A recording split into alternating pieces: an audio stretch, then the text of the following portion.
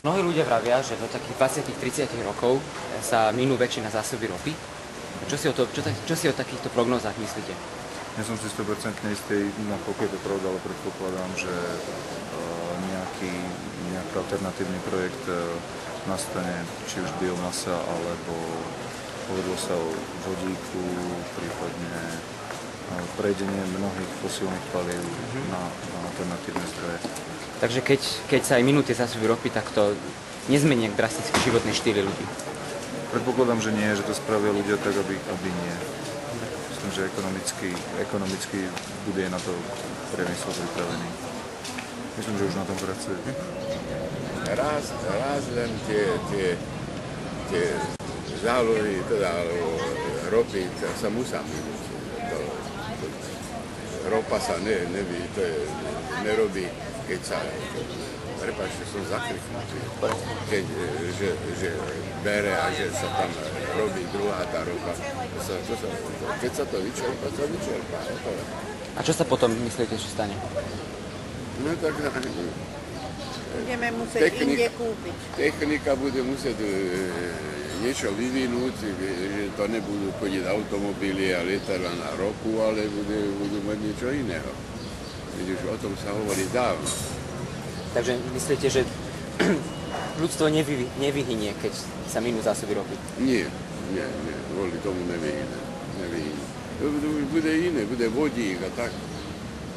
Však vodíkom už to je, vodík je už moc rokov skovaný do železnej rezervy, keby sa niečo stalo. Takže není taký problém, netreba sa báť. Môžete si auto kúpiť. Bude benzínu a ropy dosť. Horšie je, že sme predali Maďarom Slovnaft. A poznám toho pána riaditeľa, je to veľká sviňa, že to predal tam. Viete. No, škoda o tom hovoriť. Politiku nebudeme do toho, ale... Také teórie, že do 20-30 rokov sa minie väčšina zásob ropy. A myslíte, že keď toto sa stane, tak sa nejak drasticky zmenia životné štýly ľudí? Viete čo, myslím, že nie, pretože sa automaticky nájde zase nejaký spôsob. Treba sa bude vyrábať plyn alebo aj palivá, ktoré vznikajú zo zelenia z takéto veci, z ovocia, z kvasenia a z takéto veci. Ste povedali, že automaticky? Určite, lebo veda je dopredu a keď niečo strácajú, tak zase chcú niečo získať spätky. Neviem odpovedať, možno, že vynájdu niečo iné a nenaruší. Možno naruší, neviem. Viete, že ma to vôbec nezaujíma.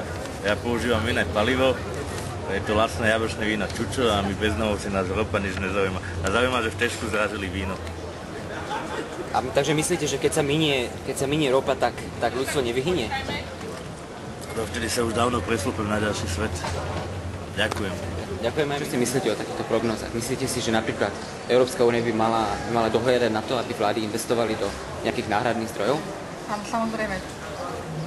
Je to reálne, že sa všetko míni a budú iné zdroje energie. To je vývoj.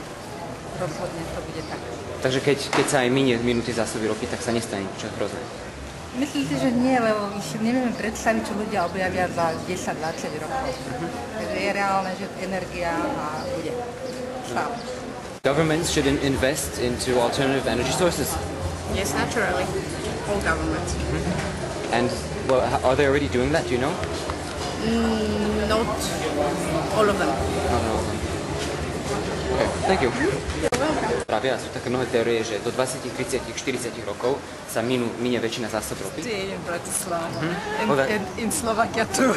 That's okay, well, we're just asking anyone. You know, there are many theories that in 20, 30, 40 years, the sources of oil will become very scarce. Do you think that when this happens, mankind will face a serious danger?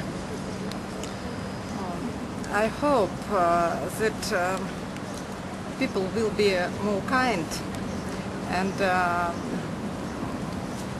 spirit will grow. It's my hope.